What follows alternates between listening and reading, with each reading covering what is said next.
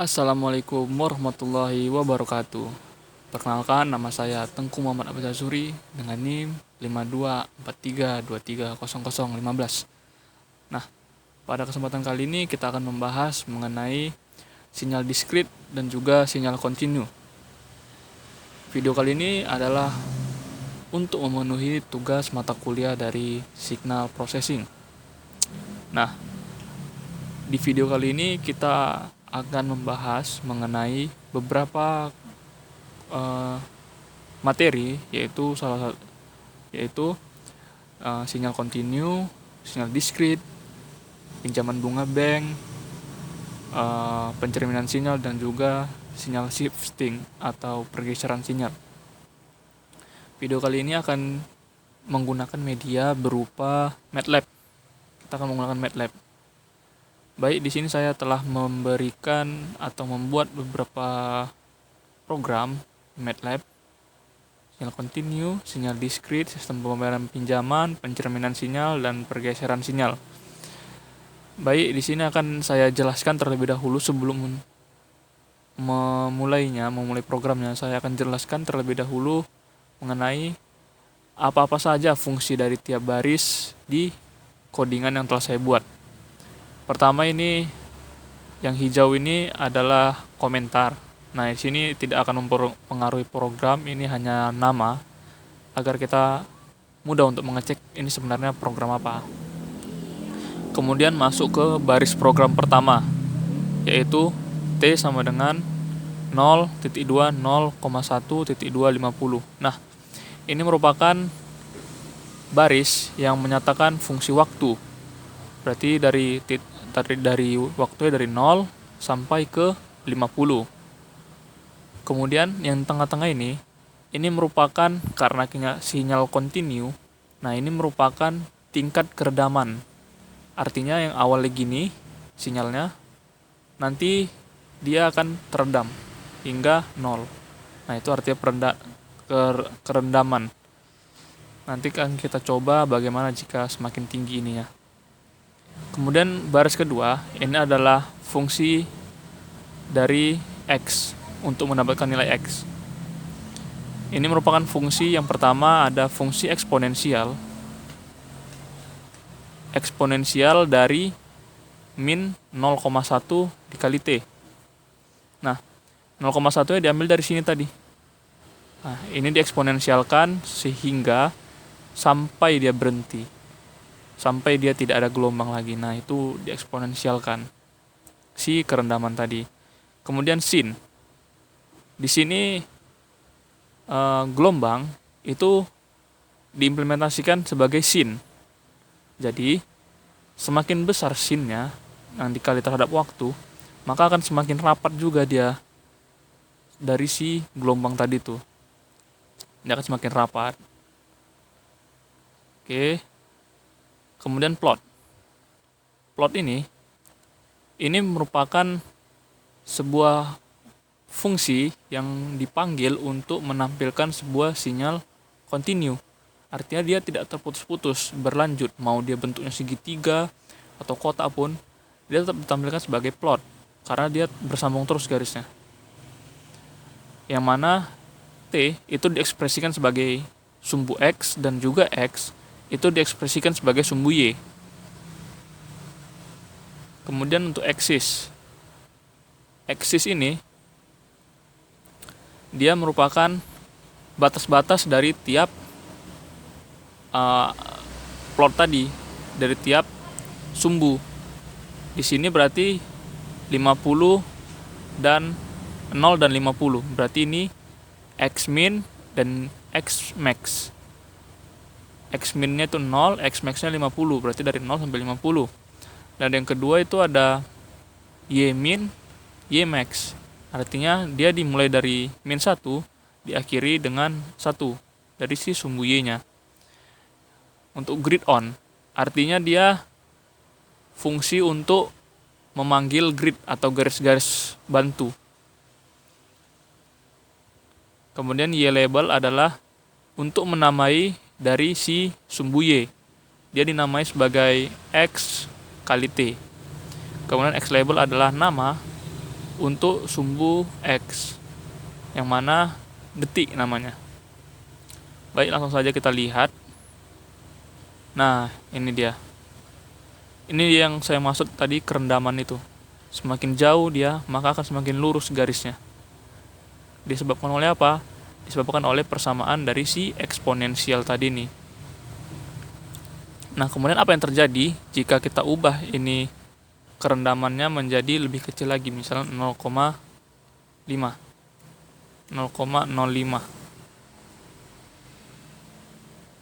Kita hapus dulu yang tadi nih. Kemudian kita run. Ini harus kita ganti dulu ya. Ingat, ini harus kita ganti dulu menjadi 0,05 juga. Nah, dapat terlihat dia kerendaman semakin kecil. Yang artinya apa? Yang artinya gelombang bisa menjadi lebih panjang sehingga dia sampai garis lurus. Dia kerendamannya semakin kecil. Nah, bagaimana jika ini kita buat kerendamannya itu sebesar 2?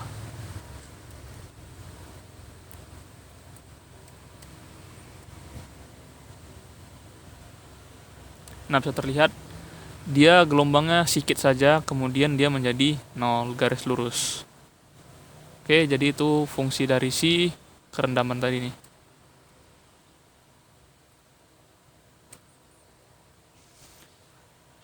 Kemudian ini, sin yang kayak katakan tadi, ini akan mempengaruhi frekuensi. Ini 2. Bagaimana jika kita buat 5? 5/3 kali T. Nah, dia semakin rapat kan? Berbeda dengan yang tadi, yang 2 tadi. Nah, ini lebih renggang. Kemudian bagaimana jika kita ubah ini menjadi 1, ini menjadi 5? Tentunya akan menjadi semakin rapat lagi.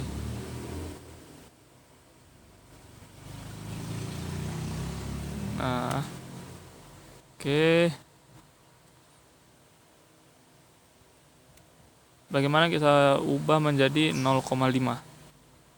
Tentunya semakin renggang lagi. Nah, semakin renggang dia, semakin sedikit dari si frekuensinya.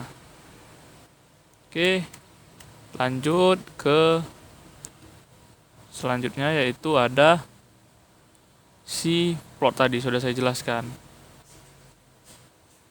Nah, si plot ini jika kita ubah T itu saya ingin dia menjadi X label atau ya Y, saya ingin merubah si T menjadi Y dan X menjadi X.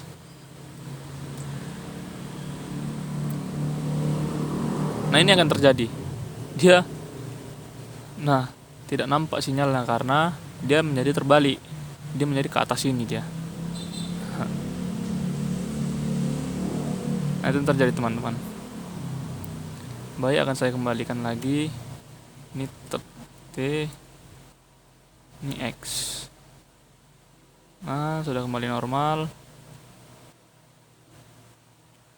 Kemudian ini jika saya ubah urutannya, plot luan baru eksis, Y label atau sumbu Y ini tidak akan bisa mengikuti perintah dari ini. Coba jika kita ubah ya. Kita copy aja. Kemudian kita ginikan.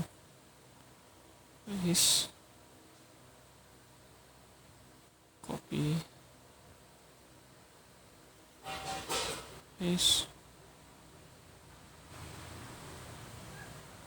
Oke, kita run. Nah, terlihat ini cuma sampai 0,6 saja. Sedangkan tadi yang kita mau itu dia sampai dari 1 sampai dari min 1 sampai 1. Tapi yang keluar dia min 0,6 sampai 0,8. Nah, ini sebabnya kita harus membuat plot luan kemudian eksis di bawahnya. Kemudian grid on. Jika saya ubah menjadi grid off,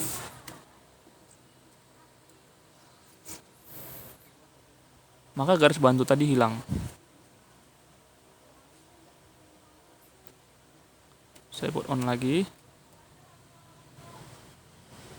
Nah, ada lagi garis bantunya. Kemudian untuk Y label dan X label tadi sebagai penamaan yang ini. Ini untuk Y label, ini untuk X label. Oke, lanjut kita ke program selanjutnya, yaitu mengenai sinyal diskrit. Nah, untuk baris program pertama, dia ini untuk waktu diskrit. Artinya dia dimulai dari min 2 dan diakhiri 7. Nah, jika kita perpanjang dengan model yang seperti ini, dia kan menjadi model seperti ini juga. Berarti min 2 pada 0, min 1 pada 0, 0 pada 1, 1 pada 2, 2 pada 1, 3 pada 0, 4 pada min 1, 5 pada 0, 6 pada 0, dan 7 pada 2. Nah, dia harus sebanyak dari variabel yang ada di sini. Ya, jika kita ingin menambahnya sampai 8, maka kita harus menambahkan satu variabel lagi di sini sebagai variabel tambahan.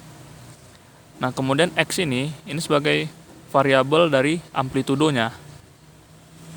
Jadi untuk tinggi seberapa tinggi dari batang si diskrit tadi nih.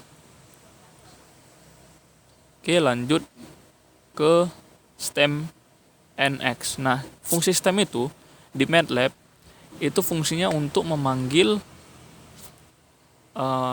koordinat batang. Dia kan yang dipanggil koordinat batang. Sedangkan tadi plot, dia koordinat kontinu. Jadi stem kita gunakan untuk diskrit karena dia berupa batang. Dan sama seperti tadi, N itu didefinisikan sebagai X, sumbu X, dan X didefinisikan sebagai sumbu Y.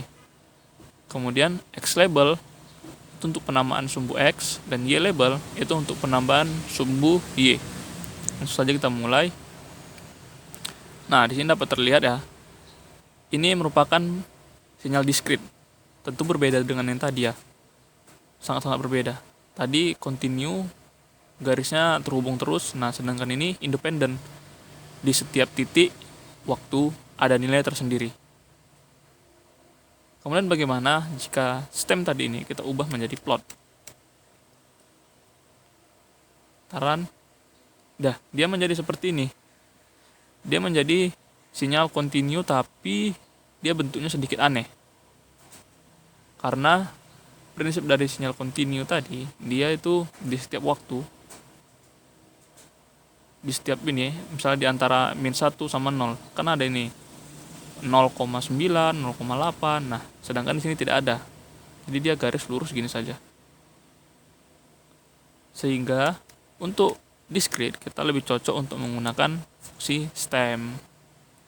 Sehingga dia bisa muncul seperti ini, teman-teman. Begitu. Kemudian kita akan masuk ke sistem pembayaran pinjaman. Nah, kenapa sih tiba-tiba kita masuk ke sistem pembayaran pinjaman? Ya tidak apa-apa, teman-teman.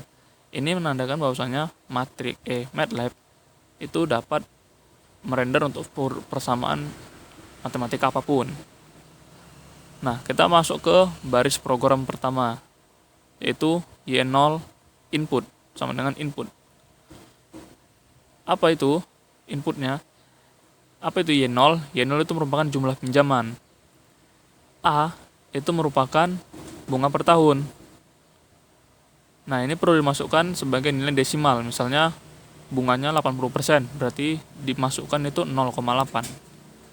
Kemudian C, ini merupakan pembayaran per bulan. Berarti berapa nilai uang yang akan kita setorkan atau kita bayarkan untuk melunasi pinjaman kita per bulan.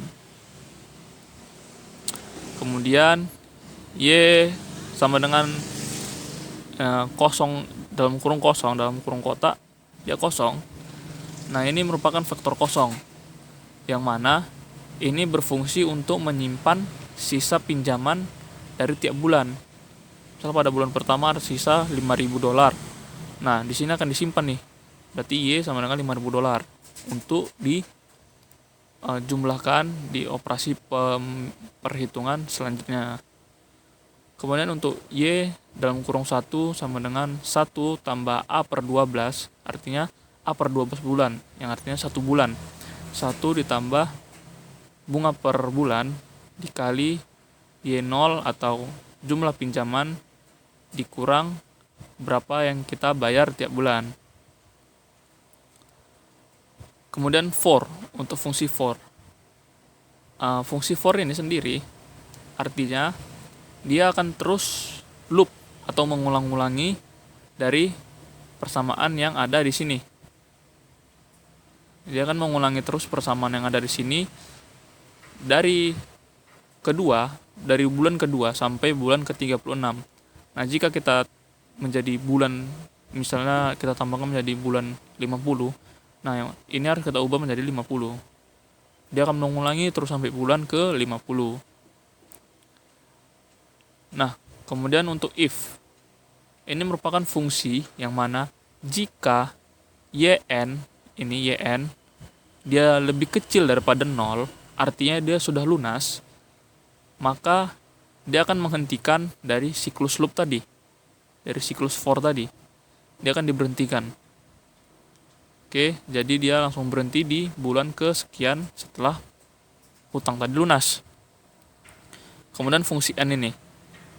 Fungsi n di sini untuk menghentikan dari si fungsi if tadi. Kemudian n di sini itu untuk menghentikan fungsi dari si for tadi. Kemudian y ini karena tidak ada titik komanya, maka dia akan menampilkan keseluruhan dari siklus pembayaran kita tadi. Dari bulan 1 sampai bulan 36, dia akan ditampilkan berapa sisa tiap bulan. Nah, begitu. Langsung saja kita run. Nah, di sini muncul di command window jumlah pinjaman, bisa kita buat 6.000. Kemudian bunga per tahun.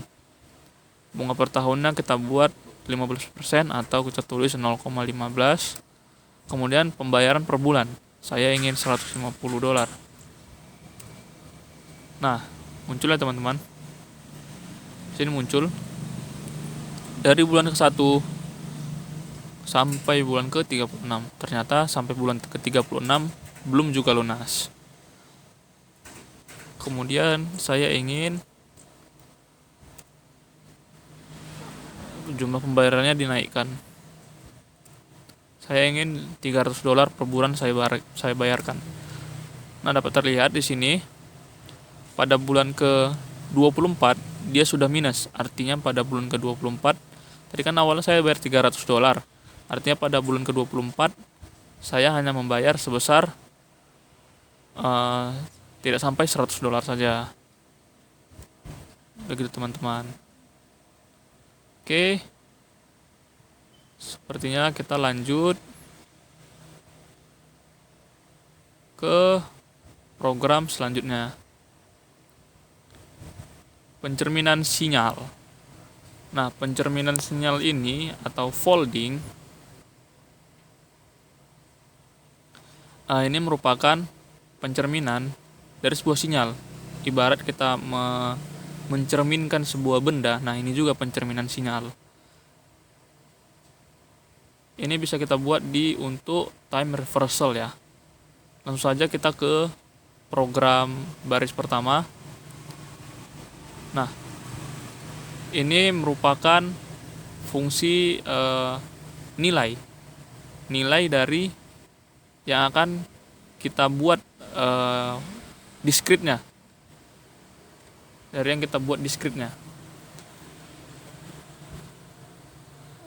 Kemudian ini n ini merupakan fungsi waktu, yang mana waktunya itu dari 0 sampai dengan 9.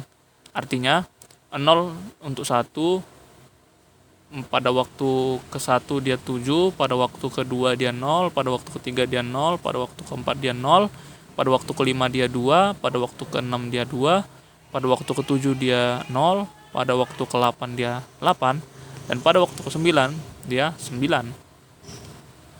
Nah, itu fungsi n untuk si x tadi. Kemudian nf. Nah, apa itu NF? NF artinya waktu folding. Berarti kalau dia di sini NF sama dengan -1 dikali N, yang mana berarti dia menjadi negatif N. Nah, negatif N berarti dia -9 sampai 0. Berarti -9, -8, -7, -6, -5, -2, -4, -3, -2, -1. Berarti gitu kan. Untuk dari si NF tadi. Berarti kebalikannya. Kayak cermin gitu. Kemudian untuk subplot. Subplot 2 1 2 1 2 1. Nah, ini akan menampilkan dari si grafik tadi. Nah, ini ini cuman menandakan bahwasanya dia sinyal asli itu di sebelah kiri. Jika kita ubah dia menjadi 2, maka dia sinyal asli akan menjadi sebelah kanan. Nah, untuk stem ini sudah saya jelaskan tadi, ini untuk si grafik. Dia akan mengeluarkan untuk sinyal diskrit atau batang-batang dengan X sebagai variabel, N sebagai variabel X atau sumbu X, dan X sebagai sumbu Y, dengan ketebalan batang itu 2. Jika kita naikkan, dia akan menjadi lebih tebal.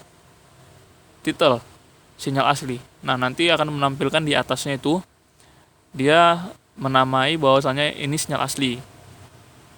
Kemudian hold on artinya dia menahan fungsi sebelumnya. Untuk subplot ini yang berbeda hanya 2 di sini. Berarti dia fungsi grafiknya di sebelah kanan. Untuk stemnya dia menggunakan waktu si NF tadi. Berarti dia berketerbalikan dari si N tadi. Untuk ketebalannya 2 dan titelnya sinyal fold. Langsung kita mulai.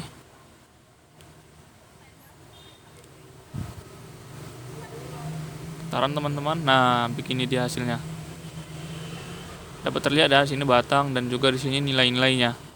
Kemudian ini sinyal foldnya merupakan cermin dari sinyal asli. Nah, cermin dia ya. Ini seperti ada cermin di tengahnya nih. Dia jadi keterbalikan. Kemudian bagaimana jika saya ubah ini menjadi 2, ini menjadi 1. Nah, di sini terlihat ya sinyal asli di sebelah kanan dan sinyal fold itu di sebelah kiri. Tetapi dia tetap dalam bentuk pencerminan sinyal juga. Dan bagaimana ini jika kita ubah ketebalan garisnya menjadi 4? Maka semakin tebal dia batangnya di sini. Jika kita kecilkan lagi menjadi 1, dia akan semakin lebih tipis. Nah, jadi itu fungsinya. Kemudian title ini untuk nama, dan hold on ini sebenarnya untuk fungsi ini tidak dipakai hold on ini ya, karena tidak ada untuk menahan dari apapun juga. Kemudian lanjut kita ke pergeseran sinyal. Nah, pada pergeseran sinyal untuk baris pertama ini, saya jelaskan dulu pergeseran sinyal itu apa ya. Nah, pergeseran sinyal itu dia sinyal bergeser ke kanan ataupun ke kiri. Oke teman-teman, sinyal bergeser. Nah, untuk baris pertama ini X1 sama dengan 1, 2, 3. Ini artinya dia besar nilai pada tiap waktu.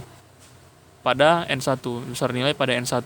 Artinya 0 nilainya 1. Nah, pada nilainya 2 itu pada waktu 1, dan nilainya 3 itu pada waktu 2. Nah, ini fungsi N tadi juga sebagai fungsi waktu ya. Kemudian X2. X2 ini artinya dia nilai yang sudah bergeser tadi. Nah, di sini terdapat 0 ya. 1, 2, 3, 4, 5. Berarti sinyalnya bergeser sebanyak 5. Pergeserannya ada sebanyak 5. Nah, begitu teman-teman. Kemudian dilanjutkan oleh X1. Berarti setelah 0-nya ada 5 ini, dia memunculkan nilai yang X1 tadi. Kemudian untuk N2 0 sampai 7. Ini untuk si X2 tadi nih. Jadi berarti 0 pada 0, 1 pada 0, 2 pada 0 sampai 7 pada 3. Nah, kemudian di sini timbul pertanyaan, kenapa tidak langsung menggunakan N2 saja? Kenapa harus ada N1? Toh yang paling banyak ujungnya itu 7 kan daripada 2. Nah, nanti kita bahas itu. Nah, untuk stem itu merupakan fungsi untuk memanggil grafik batang, yang mana N1 kita definisikan sebagai X, sumbu X, dan X1 kita definisikan sebagai sumbu Y. Kemudian hold on ini untuk menahan dari si stem ini tadi, stem yang pertama, agar tidak tercampur dengan stem kedua. Nah, stem kedua juga sama seperti stem pertama tadi, hanya saja ini dibuat ke N2 dan X2, kemudian ditambahkan R. R ini artinya dia batangnya berwarna merah. Kita bisa ganti menjadi G atau green, dia akan menjadi warna hijau. Langsung saja kita run. Nah, di sini terlihat teman-teman. Di sini terdapat pergeseran ya. Awalnya tadi ini sinyal pertama yang belum digeser, dia 1 pada waktu 0. Nah, pada yang sudah digeser, dia menjadi 1 pada waktu 5. Dia bergeser sebanyak 5 satuan waktu. Kemudian bagaimana ini jika kita hapuskan teman-teman? Ini kita hapuskan. Copy. Kita hapuskan. Nah, kita hapus, kemudian ini kita buat jadi, karena tidak ada N1 otomatis kita pakai N2 ya. Kemudian kita run. Nah, ini tidak bisa teman-teman, karena kita memakai dari N1 tadi untuk si stem pertama. Kita buat dulu grafik yang pertama, kemudian kita buat grafik kedua. Nah, bagaimana kita membuat grafik pertama jika waktunya tidak ada? Nah, gitu teman-teman logikanya. Jadi kita harus buat ini. Harus tetap ada N1-nya. Oke. Kemudian hold on. Apa yang terjadi sih kalau kita buat off? Nah, sinyal yang pertama itu ditiadakan karena dia sudah tertimpa oleh si sinyal kedua yang sudah bergeser tadi. Itu sebabnya kita membuat perintah hold on. Jadi dia ditahan dari si stem pertama tadi nih agar tidak tertimpa oleh stem kedua sehingga tetap muncul pada grafik. Kemudian ada R tadi di sini ya. Ada R. Sini sudah nampak bahwasanya menjadi merah di sini. Oke, saya rasa untuk pergeseran sinyal cukup sampai sini. Nah, karena sudah pergeseran sinyal, artinya video kita telah selesai. Di sini saya ingin undur diri. Jika ada kesalahan-kesalahan yang sudah saya perbuat, baik kesalahan kata maupun kesalahan dari materi ajar, teman-teman bisa untuk kolom komentar di bawah ya. Jadi saya akhiri dengan Assalamualaikum warahmatullahi wabarakatuh.